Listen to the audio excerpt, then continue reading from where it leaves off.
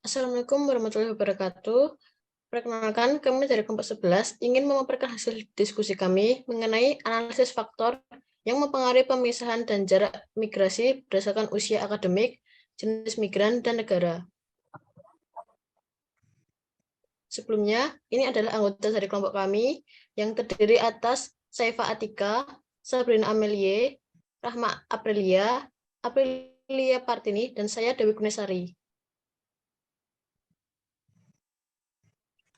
Adapun tujuan dari penelitian ini adalah yang pertama, mengkaji hubungan antara pemisahan migrasi dan jarak migrasi. Yang kedua, menilai pengaruh utama usia akademisi, jenis migran, dan negara tujuan pada 4 jenis migrasi. Dan yang terakhir, menganalisis peran migran yang sangat penting terampil dalam menyebarkan pengetahuan ilmiah. Berikutnya adalah sumber data. Sumber data dari jurnal ini yaitu, pertama, database WOS atau Web of Science, yang merupakan salah satu database bibliografi terbesar di dunia, dan menyediakan informasi bibliografi yang terstruktur dan berlimpah untuk dianalisis. Yang kedua, menggunakan ID penulis Scopus untuk memperjelas nama penulis.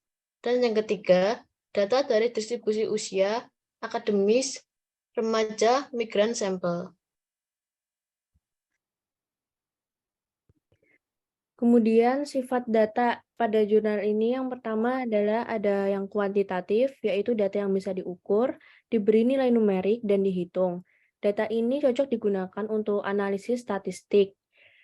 Contoh kuantitatif terbagi menjadi dua, yaitu diskrit yang merupakan data distribusi usia akademik dari sampel migran yang diteliti, dan data kontinu, yaitu analisis regresi Poisson umum dari pergerakan migrasi oleh kohort, jenis migran, dan negara tujuan.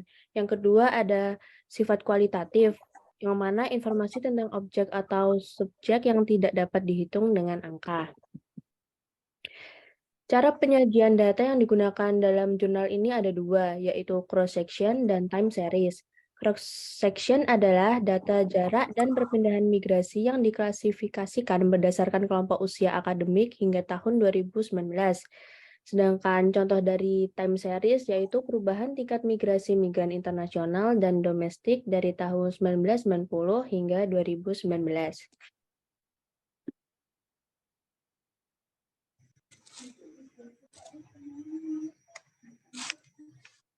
Kemudian sifat data dari jurnal ini yaitu memiliki sifat satu pada diagram garis yang ditampilkan pada gambar tersebut. Diagram garis perubahan tingkat migrasi migran internasional dan domestik dari tahun 1990 hingga 2019. Diagram garis tersebut memiliki sifat yaitu kuantitatif kontinu dengan sumber data sekunder waktu pengumpulan time series. Alasan data tersebut yaitu dikumpulkan untuk menganalisis perubahan tingkat migrasi migran internasional dan domestik dari tahun 1990 hingga 2019. Disajikan dalam diagram garis untuk melihat perubahan positif atau negatif data secara keseluruhan yang ditandai dengan naik atau turunnya garis.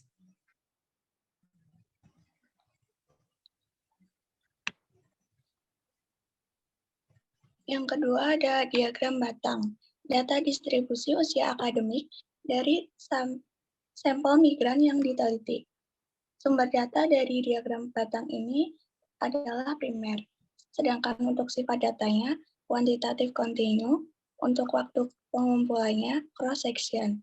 Data tersebut dikumpulkan dengan tujuan untuk melihat pertambahan atau penurunan arus migrasi berdasarkan usia yang terbagi menjadi 3 level, yaitu junior, mid-level, dan senior.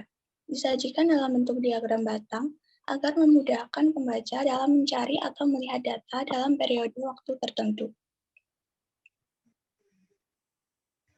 Lalu yang ketiga ada data tabel, yang merupakan data jarak dan perpindahan migrasi yang diklasifikasikan berdasarkan kelompok usia akademik hingga tahun 2019. Sumber data dari data ini adalah primer, Sifat datanya kuantitatif kontinu, waktu pengumpulannya cross-section. Data disajikan dalam bentuk tabel dengan tujuan memberikan ringkasan pergerakan migrasi dan jarak migrasi geografis pada peneliti migran berdasarkan pembagian usia akademik, serta untuk memudahkan dalam menghitung rata-rata jumlah perpindahan migrasi dan rata-rata jarak migrasi. Secara umum, alasan pengumpulan data pada jurnal yang kami bahas adalah mengenai permasalahan migrasi yang menjadi hal penting dalam isu kependudukan. Di samping itu, migrasi juga merupakan aspek intrinsik dari geografi manusia dan fenomena ruang waktu yang ditentukan oleh ambang jarak dan waktu. Oleh karena itu, jurnal ini mengidentifikasi mengenai hubungan antara jumlah migrasi dan jarak migrasi di bidang bisnis atau manajemen menurut usia akademik, jenis migran, serta negara tujuan. Kesimpulan yang dapat kami simpulkan dari jurnal yang kami bahas adalah yang pertama, untuk jarak migrasi, penelitian telah menunjukkan bahwa peneliti dari bidang manajemen bisnis biasanya mencari karir dengan peluang yang berbasis di dekat alma mater. Dengan demikian, mereka bermigrasi dalam jarak yang lebih pendek daripada peneliti dari bidang lain. Yang kedua adalah secara keseluruhan pada tabel, mayoritas distribusi usia migran dalam penelitian ini termasuk dalam kategori akademik junior, yaitu pada rentang usia akademisi 1-10 tahun. Yang terakhir adalah di antara keempat negara, yaitu negara Cina, Jepang, Korea Selatan, dan Taiwan. Negara Taiwan memiliki tingkat migrasi tertinggi, yaitu sebesar 27,16%. Cukup sekian hasil pemaparan diskusi kami. Jika ada salah katanya, kami mohon maaf. Wassalamualaikum warahmatullahi wabarakatuh.